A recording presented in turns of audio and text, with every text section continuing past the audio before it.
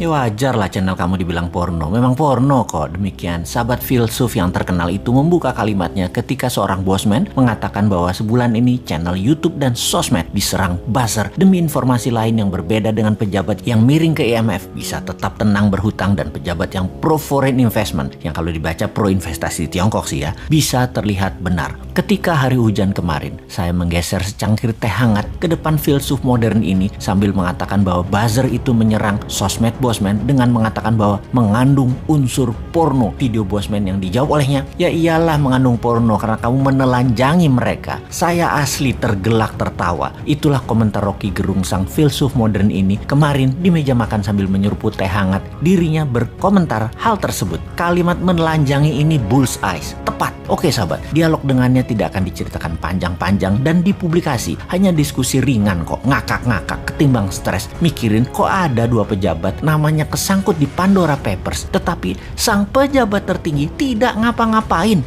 Mereka dan masyarakat dong lebih hebat lagi, yaitu bahwa itu dianggap hal biasa saja di zaman pejabatnya yang paling populer sedunia saat ini. Itu biasa saja, walaupun artinya nama yang ada di Pandora Papers itu kalau mereka berdua pejabat di Tiongkok sudah masuk kategori korupsi yang bakal di titik-titik. Kalian tulis sendiri titik-titik itu apa. Tapi itu kan di negara yang berdaulat yang anti korupsi.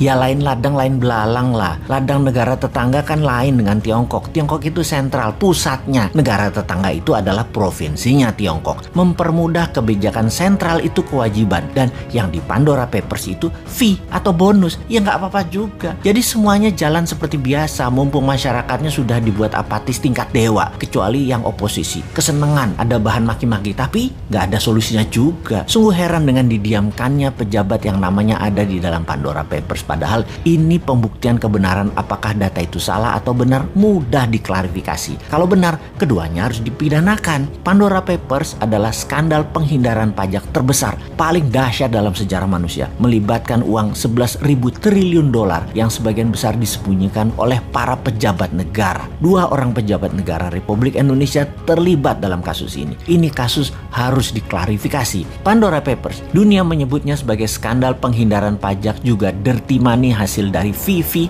penyalahgunaan kekuasaan, serta menyembunyikan uang haram. Di sisi lain, inilah jurus upaya dunia untuk membersihkan uang kotor atau dirty money yang bersumber dari kejahatan pajak dan segala turunannya. Bagi Indonesia, apakah ini sebuah skandal besar? Yang jelas ini aib bagi pejabat negara, karena penghindaran pajak oleh pejabat negara terjadi tepat di saat pemerintah sendiri sedang mengkampanyekan disiplin pajak, taat pajak bagi segenap rakyat Indonesia. Ini menjadi aib bagi pemerintah karena kedua pejabat menteri tersebut masih ada di kabinet dan belum mau mengumumkan jumlah uang yang mereka tempatkan di Pandora Papers tersebut. Keterlibatan 2 menteri pemerintahan saat ini yang masuk dalam daftar nama pejabat dunia yang melakukan penghindaran pajak setara dengan 130 tahun penerimaan pajak APBN Indonesia sesungguhnya akan menjadi pukulan telak bagi pemerintah yang akan menghalangi seluruh upaya pemerintah dalam meningkatkan kedisiplinan pajak di dalam negeri. Untung rakyatnya nggak paham dan tidak peduli. Namun pastinya upaya pemerintah untuk menggenjot pajak dari orang pribadi saat ini akan menjadi bahan cemoohan bagi pembayar pajak karena menterinya sendiri justru melakukan penghindaran pajak. Pejabatnya mencari surga pajak di luar negeri, sementara rakyat Indonesia sendiri dibenamkan dalam neraka pajak. Tapi